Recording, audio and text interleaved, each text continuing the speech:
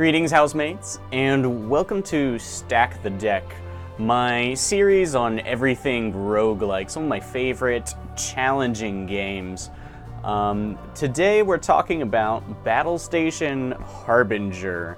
This is available on your smartphone as well as through Steam. I saw it on sale on Steam for, well, it's $8 on Steam, but it's only $4, as far as I can tell, on your phone. However, I do find the PC experience to be superior. It is also available on Macintosh, although it's a little bit buggier on Macintosh. Since I have a 2014 MacBook, I went ahead and played it on there, and I found that the fog of war was a little misaligned at the highest resolution. Some of the stuff wasn't really as compatible with the display, and it did crash out, you know, like once an hour or so on me, or it would occasionally log me out and crash the game. But I found it still to be quite playable and very enjoyable, and now that I've sunk a number of hours into it, I'm willing to say that Battlestation Harbinger is a great game.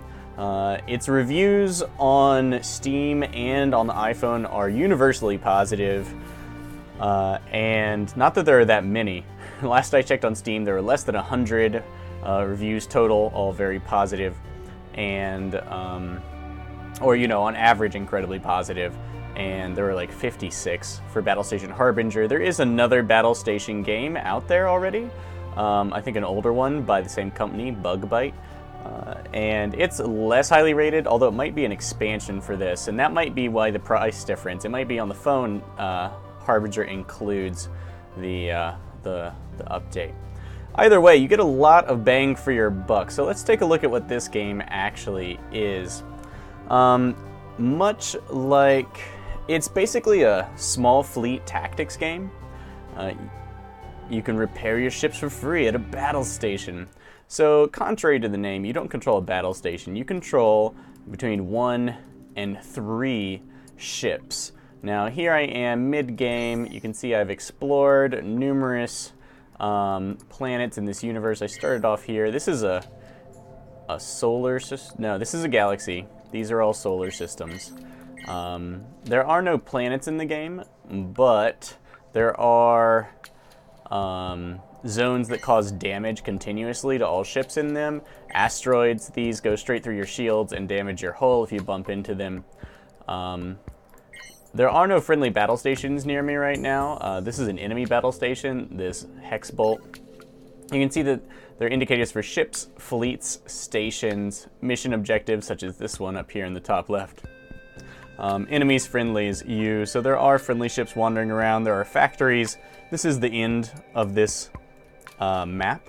The normal game length is actually 4 whole maps of this size that you have to fight your way through, and I have never actually beaten it. I am playing on the hardest difficulty. It took me a little while to upgrade there because the easiest difficulty is not terrifically easy. There's a lot to learn here, and not as much is explained as you might like. But I'm going to walk you through the basics. The tutorial shows you how to upgrade your ship. Basically, if you have an empty slot anywhere, you can build for a number of salvage. Some of these basic weapons, there are many more weapons than this in the game. These are simply the human weapons that you can build.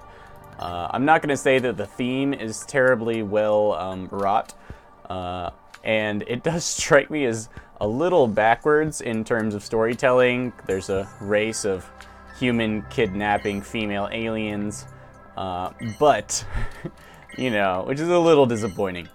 And the writing's not superb, but there's not much of it, and the gameplay is incredibly fun, I find. This is, I would say it's, yeah, small ship tactics is the best I can say. So, on our ship, these blue points are your kind of point defense hard points. Here you'll have these turrets, these little tiny ones on the edge. They have a limited range of fire, so they can they will not be able to fire 360 degrees. It's more like 90 degrees from the very center line of where they're facing, which means these two cannons, laser cannons, here and here, don't actually fire forward. They fire diagonally in a cone like that. And then we have our full broadside. So if you like Age of Sail games, then you might really feel this one. It is real time, but you can pause at any time, and it's kind of important to do so once things get really intense. These bigger red weapons, here we have our energy Gatling, our flat cannon, a projectile cannon, and a rocket cannon.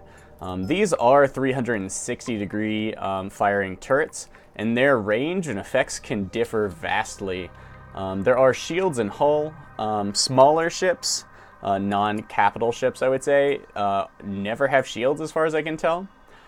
So hull damage and shield damage differ greatly between weapons. For example, this flat cannon does 33 shield damage, but 96, 3 times that much hull damage. You'll also note its range is 470, and the rocket cannons is about 4 times that. So there is a vast difference in weapon capabilities. Similar to flat cannon is this energy Gatling that does tons of shield damage but low hull damage, and has relatively short range. This projectile cannon does almost no shield damage but tons of hull damage, and at a longer range, it's probably the weakest weapon I have equipped. Otherwise, we have these Gatling cannons that just pump out projectiles very quickly, 5 a second, and these laser cannons that fire every second and a half and do significant shield and hull damage, these are all good for shooting down incoming missiles. You have to get lucky for any of your primary red turrets to actually shoot down incoming missiles. So you need these to protect against missiles because they go straight through your shields and are devastating. And you need these to tear up the enemy hulls. So the basic of the game is jumping from sector to sector. You want to be careful. You can select. Now this may look like a big grid that I'm clicking on. It's actually quite small. You'll note that these things are contained pretty tightly in the map, so it's more a tactical selection than strategic. You're not saying, I'll jump in here, deal with these two, and an hour later I'll be over at this. It's more like, this thing, if it has rockets of the kind of range I do, could start shooting at me immediately when I jump in, so let's see that. So you can jump. You do have missions. You're assigned a mission at the beginning of every map. I believe since you have to go through 4 of these maps, I think it cycles randomly through the 4 different major missions, and one against each major alien race because humans are xenophobic. You can also pick up missions at battle stations.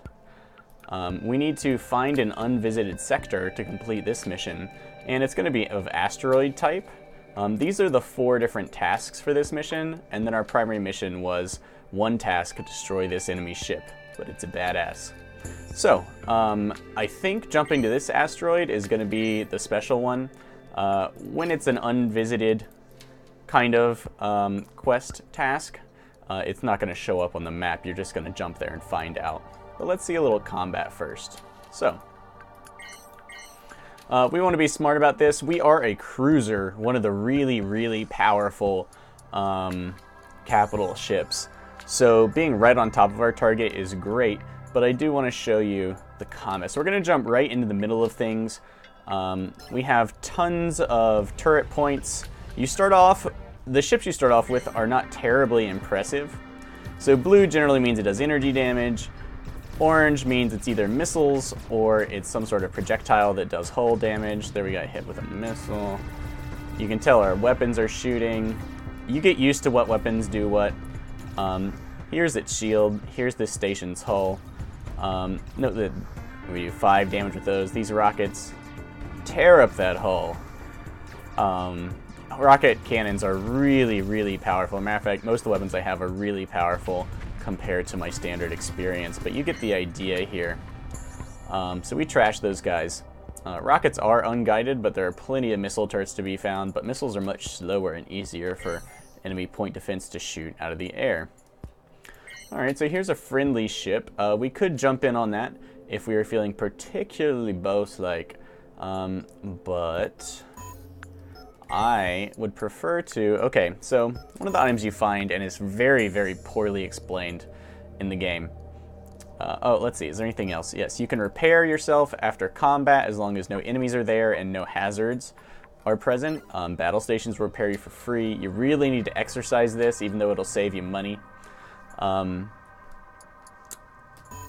But let's take a look. Okay, so one of the tricks you have is you can pick up these distress beacons, which are not explained at all, except here.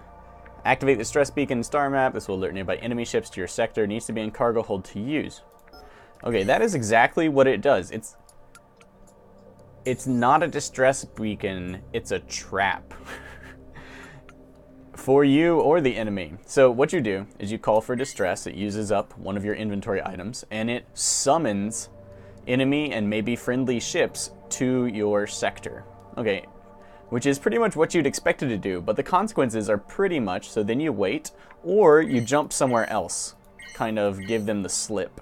And you use this to draw enemy capital ships. See, capital ships are these heavy arrows, and the lighter arrows are not, they're solar system based ships. They can't actually jump. So we just summoned a can of whoop-ass into our own sector. So the distress beacon is kind of it's how you manipulate the map. So then we've got this friendly ship with us, which is nice. Often you have to pay if you want friendly ships to come with, and he might be about to bite it. For the greater good, he is. But we are plenty enough to finish things off on our own. Plus, we might get something good from his remains. Okay, see these incoming missiles. Go, point defense, go. We're working this guy down. You can increase the speed to ×2. And that's perfect for when you have some sort of weapon advantage that's going to play out over a long period of time. Note this thing had some sort of fighter jet hold, and yeah, we crush it. We take a teensy bit of damage. Our friend bites one, and you only have 4 cargo slots, so consider carefully what you're going to keep. Here is now when you buy something, it comes with 0 of these levels of upgrades, and this reminds me a lot of Resident Evil 4. You can upgrade the damage, the range, the hull damage versus shield damage. You can upgrade accuracy on some weapons and not others. You can upgrade firing time or cooldown. You can upgrade number of projectiles, really powerful, but it often nerfs many other stats.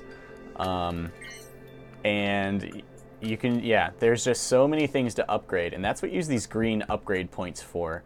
And the more upgrades you stack onto a thing, the more expensive it gets. Your first upgrade is like between 4 for the smaller weapons and 8 to 6 for the larger, all the way up to something horrific like 32 here, 30, 21 into the 60s. It just keeps going up and up, but your rewards do scale up as you go.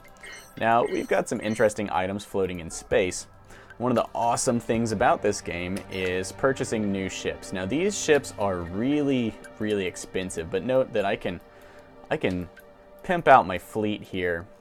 I want, let's see, heavy assault carrier, light cruiser carrier. You'll note that the heavy assault carrier has significantly less hull and shield capacity and is slower. What's hard to tell is exactly how these things can be equipped. This one has two hangar bays. This one only has 1. You do have to just play the game and earn experience to unlock all of them. I would say I'm at a moderate level experience, not halfway done unlocking things. There are more starting ship choices than there are here, but you can see there's quite a few.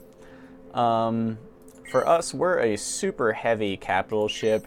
If we focus on that, this ship is awesome. And light fighter support is good. Heavier fighter support, maybe we'll get this one second. Let's actually, yeah, high health and shield, it's very hard. You can't actually improve your hull as far as I know. So you're stuck with whatever hull strength you start with.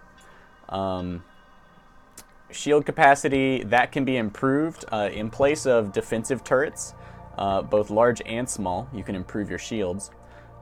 Speed and thrusters, as far as I tell, cannot be adjusted. Though your ships will fly in formation if you tell them to the correct way.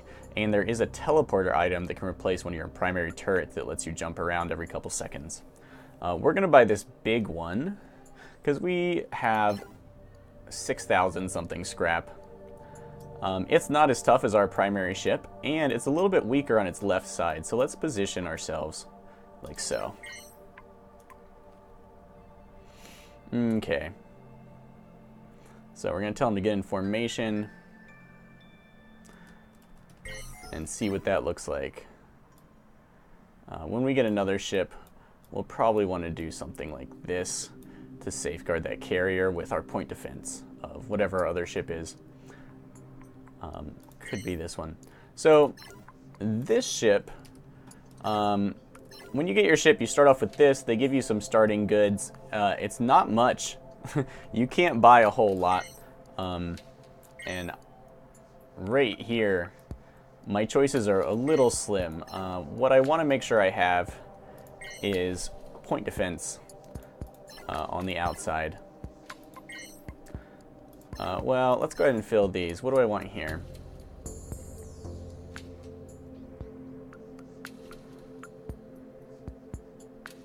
We have a laser cannon. Let's go with projectile cannon. Missile jammer. I haven't actually tried this.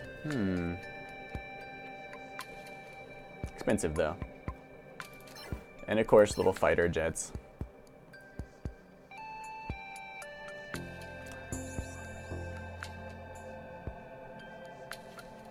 Let's get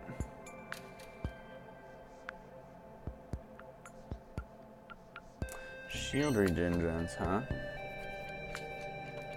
Let's grab these first. You can upgrade the number, the size of your squad, and the speed with the regen shields. But that'll be good for all of us here. We're gonna buy Gatling turrets and laser. Okay, so we only have one primary weapon spot equipped. I'm gonna have it at the front of the ship. This is a moderately ranged weapon. The human laser cannon is a great go-to. It does great shield damage and hull damage, basically effective against all targets. When you're starting off, I would suggest purchasing a projectile and an energy cannon, or a projectile and a laser cannon. Teleport's very good for carriers. It's very good for all ships, but you just don't have this many slots on your standard starting ships. And then that, of course, gives you more room to carry things. So let's jump in and raise Cain on these poor non-capital ships. So you see, this is not a fighter. This is a drone, the smallest type of enemy, or friendly even. These are your standard solar system ships, and then what we have jumping around with us are our capital ships. So we collect the goodies. We can upgrade things. It's good to upgrade your point defense. I suggest upping hull damage on them all, because most of the things you're shooting down on their way in don't actually have shields. So let's see. And then upgrade points. Sometimes you have more upgrade points. Sometimes you have more scrap metal. It's never sure. Also, upgrade points are very well spent on your squad size. But it does take a second for these drones, or whatever they are, to be produced. Drones, bombers, fighters. The better bombers, the more expensive they are, the better they are. Seems to be very, very true. So let's jump in and hammer these guys. Okay, so we've got a mix of capital ships and non-FTL capable ships. Our cruiser just annihilated those guys. Our shields are up to par. These torpedo bomber things that we're fighting can't handle this. And we collect the goods. You don't need this many distress beacons. They pop up, but they don't really sell for much. You can recycle anything you get, and you will get half of your upgrade points back.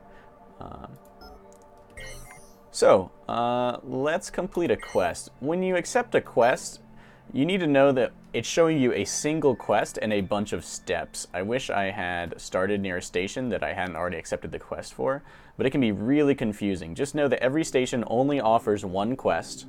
If that quest is to defend another battle station, then you have to accept it.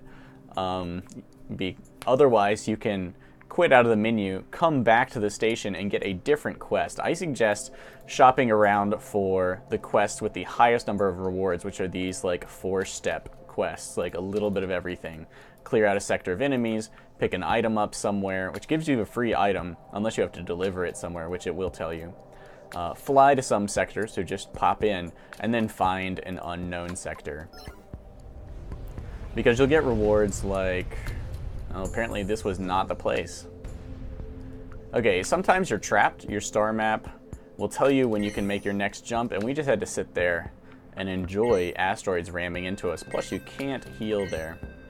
Let us jump in here. Now, I decided to jump in the top right corner so that I could protect my carrier, which I really want to just rotate while we get in a better position with our cruiser here. Oh, we turned our broadside away from these incoming missiles, and they are really hurting. Some pretty vicious rocket launching going on. And we need to get out. Back to the asteroids.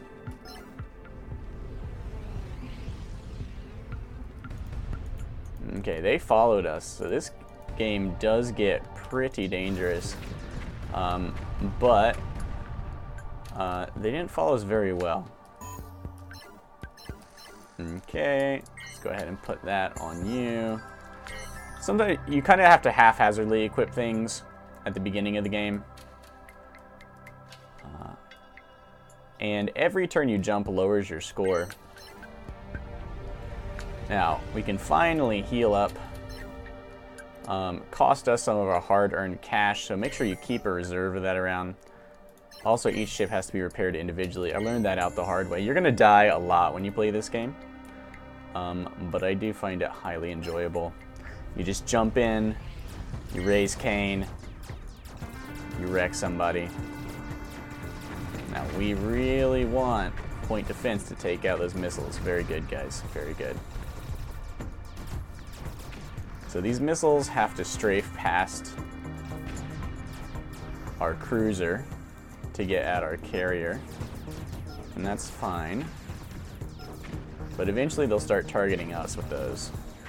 Not before that other capital ship bites it. Okay, and then this guy is going to continue. Oh. Yep.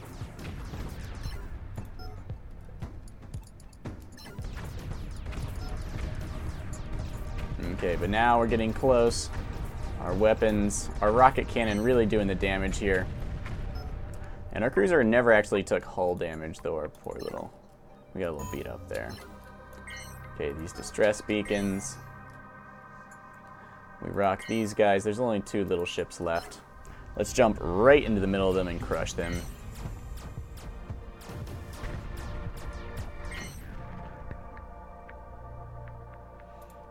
And then you can pimp out your cruiser with whatever. I'm going to go with the teleporter in this case. Especially when you have multiple ships to work with, the teleporter can be really good. It is kind of short range. It reminds me of, say, like the Diablo wizard that they just added to League of Legends. What is her name? But so you can jump every 10 seconds, faster if you upgrade it. You can upgrade the range by, looks like 57th, and you can upgrade the time. It drops by a second for every point you put in. But note, the upgrades are pretty darn expensive. And really, every 10 seconds is really significant. So let's see if we can... Let me show you a little bit of some sick tactics. Okay, so note the direction you're jumping in from. We are jumping in from the northwest. So when we come in, check out your formation. When we come in, we want our cruiser is going to be on the right. So let's take a look at jumping in. Our cruiser's going to be on the right. This would put our cruiser directly between the enemies, because we're jumping at this direction. We'll be, and our cruiser will be here. And it'll put our cruiser in between our carrier and their capital ships, but everyone within range to do awesome things. If you're really going to scope things out, you would note that I would then want more defenses on this side of my ship. Let's go ahead and get another laser. And then you can freely swap these around with no penalties, so feel free to do so for all your tactics. You're going to need every scrap of help you can get sometimes. And sometimes it's going to seem really breezy, and then you're just going to die. I've definitely had that happen pretty much every time. Now, there are a bunch of options. You can turn on things like the autofocus, which I found really annoying. I turned on formation move when no ship selected. I really like this. So right now, we have no ship selected, so this is selection, and this is none. That means when I click here, I tell my formation to move. If you don't have that enabled, then it'll do nothing. And both of these ships maintain the formation I set right here. That is, my carrier slightly back from my cruiser. And they move at the same speed. If you select both of them, then they'll move at their maximum top speed towards wherever they're going. I believe, yeah, you can even control individual drones.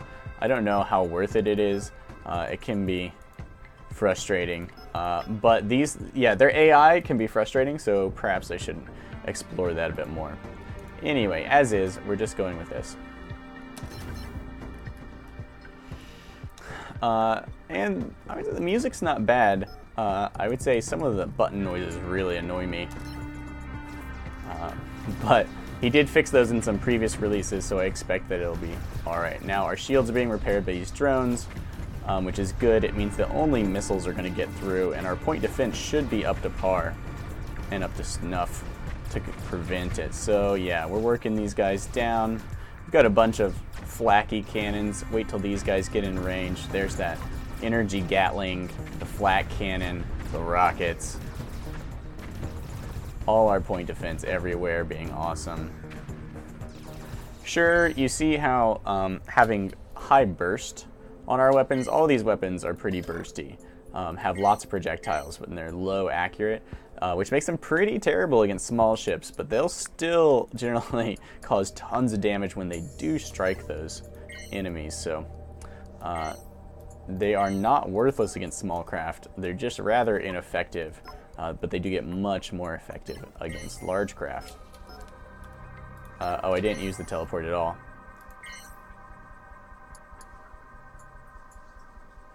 Okay, sometimes enemies will jump in on you, and there's not so much you can do. Let's cause ourselves a little trouble, and I'll show you what the teleport is all about. Okay, so we jump straight in the middle. This lets us use our point defense. It will fire this against nearby enemies. Okay, so these are rockets, and our point defense is way too late to intercept them. It's that easy. Now, let's come around to this rotation so we can use point defense on this guy. I will have you come out here. And like a boss, we rocked it. Note that teleport is back up. It does happen fast. And when you jump from one sec to the other, you maintain your formation. So let's go ahead and wreck these guys. We'll jump in. Our cruiser is between the other capital ships and our more delicate carrier, which is great. Let's jump out here so that the cruiser can take out that guy. Note the enemy ran away. They will do all sorts of interesting stuff, I find. And different races have different mixes of equipment and different special equipment that you can acquire over the course of your adventures. Where these guys went. Okay, so you can see where they're going. Let's pop in. We won't get to plan as much. We won't know where they're coming in at. These are little enemy jump points. Let's jump ahead just to try and catch them a bit better. Yeah, we were in range of that laser. But now our carrier is more exposed. Note that we're both moving at full speed here. before anything bad happens to our carrier, let's pop out.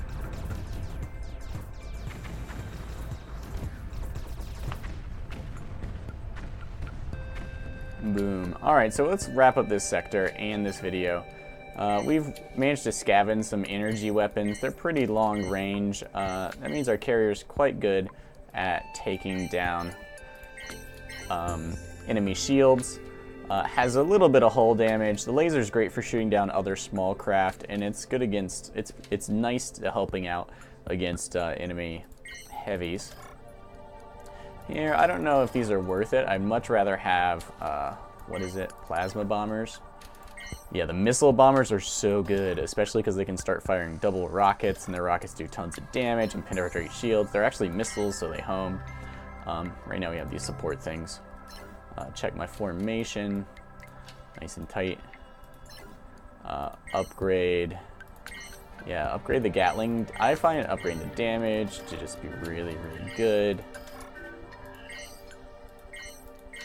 These particular weapons, I don't like bolter weapons so much, but I guess I haven't tried them as much as some. They do decent damage to everything, but they don't seem to stop missiles very well. I think they're more for engaging small craft or even other capital ships. Alright, so we have cleaned out a lot of this place. Let's do a quick jump here. It is stupid. It will jump you through hazardous places for no reason.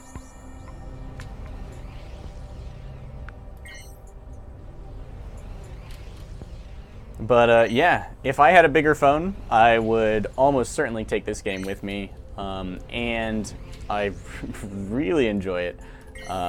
Let's polish off this guy, and I'll be done with this intro video. And if you want to see a playthrough of this, then I am totally down for it, because I really do enjoy it. It's pretty simple. I can muse about roguelike things while doing it.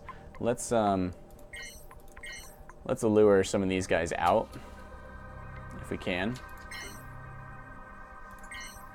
No? No, they're not into it. Okay. In that case, where do I want to be? Check my formation again so I don't make a stupid mistake, because you jump in the wrong place, you could be very dead. Alright, our cruiser's on the right. That means if I jump in here, yeah, that should be best.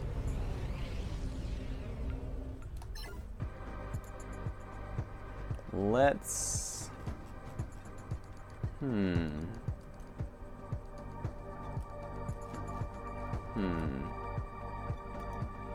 Let's rotate the carrier. Rotate the cruiser. We are on top of 2 enemy capital ships. That is a no bueno. Our carrier soaked way more damage than we'd like. Thankfully, we have that teleport and this tough cruiser to help deal with it. And these laser drones are going to keep us really resilient to everything but missile fire. We just have to make sure no one gets at that carrier, because you cannot repair in the middle of combat unless you have one of the larger turrets can be replaced with repair turrets. Note how the laser cannon on the carrier is helping out against these small craft.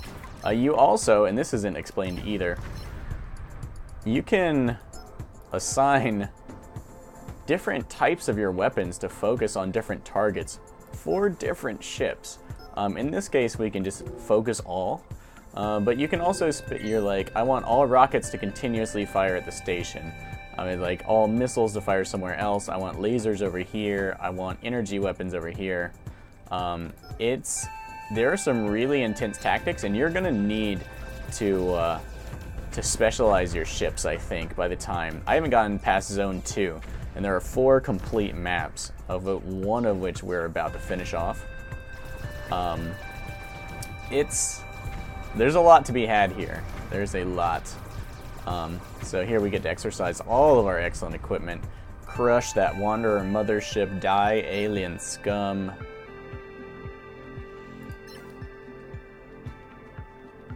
Yep, and a new galaxy awaits us. You can also play on endless mode, where there are not just 4 new galaxies. It just continuously goes and goes and goes, and you can make better and better ships and upgrade.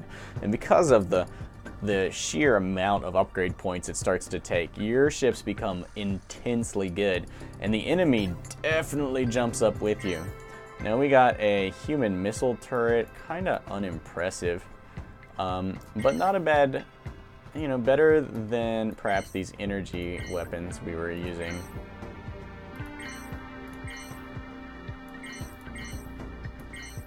So let's put it on there. I mean, the carrier's going to be in the back anyway, so we might as well sell these things.